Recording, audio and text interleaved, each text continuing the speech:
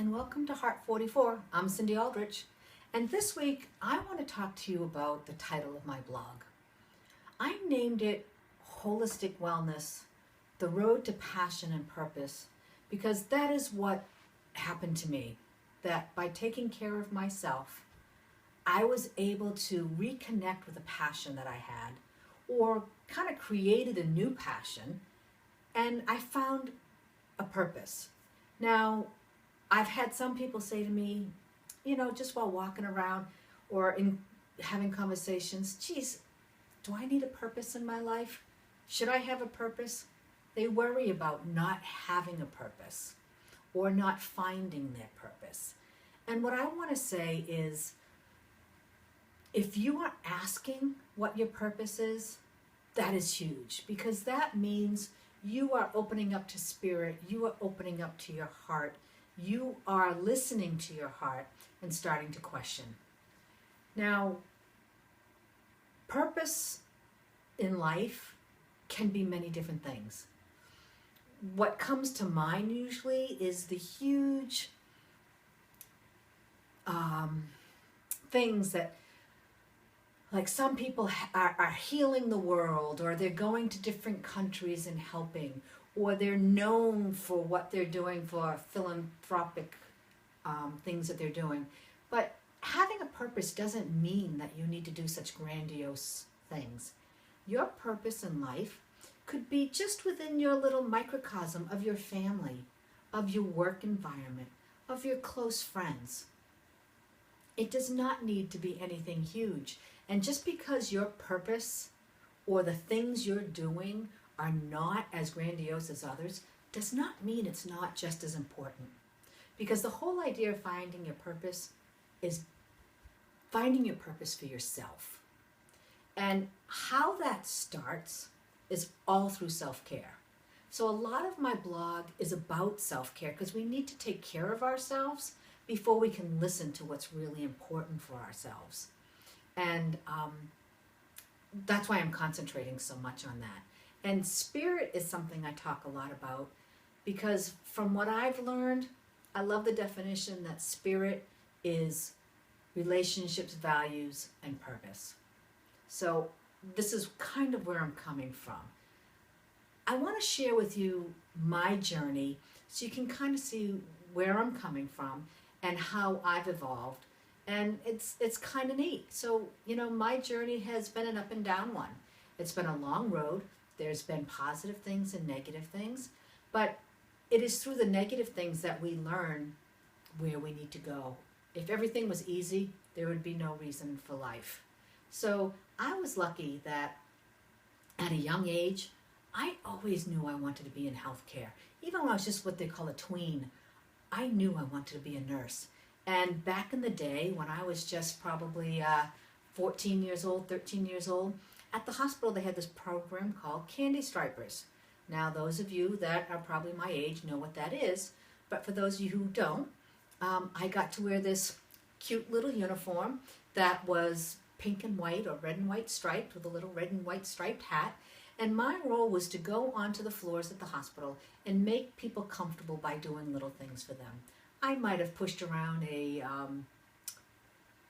book cart and got them books. I might have freshened up their pillows. I might have gotten them some fresh water. But my role was just to be in the hospital to see if I was comfortable there. So I was really lucky that I knew I wanted to do that.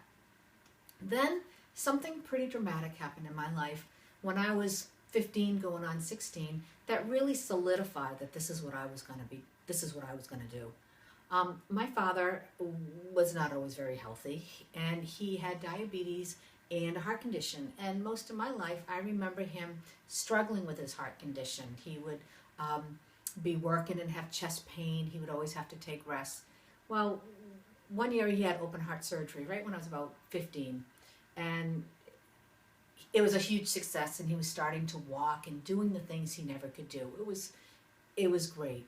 So he decided with another couple, he and my mom and another couple, we're going to go to a church in Canada called Saint Anne de Beaupré. And this place is known for healing. And my parents were going to give thanks for the surgery, and the other couple was going to ask for healing.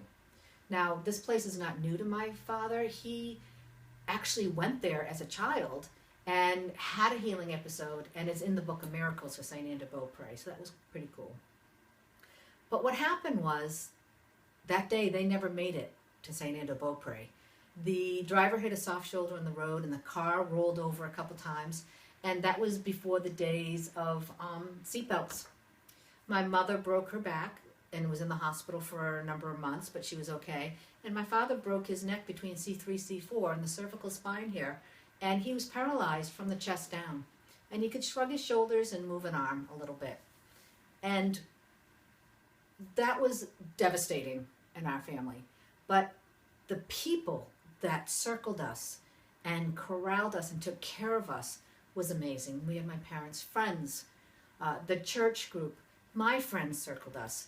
And this is the part of spirit, the relationship part, that really helped get us through this tragedy. And it was by watching my parents live through this devastating issue. They were only in their 40s when it happened. I learned a wonderful set of values by watching them. And I think that's where I was able to form my set of values, was through them. And they were really great role models. And so my purpose came of that, because I was going to be a nurse and I was going to help people get through their lives that he did. So I was really lucky that early on I knew what I wanted to do. As time went on, I worked in the hospital. I got married. I stopped working in the hospital. I raised a family. My purpose became raising my family and being there for my children, being there for my husband. And so your purpose can change depending on where you are in your lifeline or your life cycle. I ended up going back to work, but the next time I went back to work, I got really disillusioned at the hospital and I left. And I took a really huge pay cut because it was quality of life. And I started working as a school nurse. And I loved it. And I worked there a long time before I started doing self-care things such as taking the mindfulness-based stress reduction program, taking the holistic stress management program. And I started learning, and I started getting this fever for doing. And I realized I want to teach students the things that I'm learning in these classes. We need to teach students. We need to start young. We need to start our families learning these things. And I was driven by doing that. And then I realized, it's not just students in the school. That's where I can do it every day, one-on-one and sometimes in a class. But I have so much knowledge that I want to share with everybody so they can start incorporating it in their lives. It's never too late to start changing. And so that's why I'm doing this blog. I just want to share what I know, and because I feel so blessed to have gotten this far. So just be aware that our purpose changes. It can be in a very small scale in your immediate circle. It does not need to be a grandiose thing where everyone in the world knows who you are. It's all of the same importance. And the main thing is self-care. Take care of yourself. Learn to listen to your heart, because it's only through self-care that you listen to your heart. And remember, what is it that you like to do? What is it that makes you happy? And that's when you find your passion. And from there, your purpose will come. So I hope this helps explain the purpose of this blog and the name of this blog. I wish you a great day, and I thank you for joining me here at Heart 44. I'm Cindy Aldrich.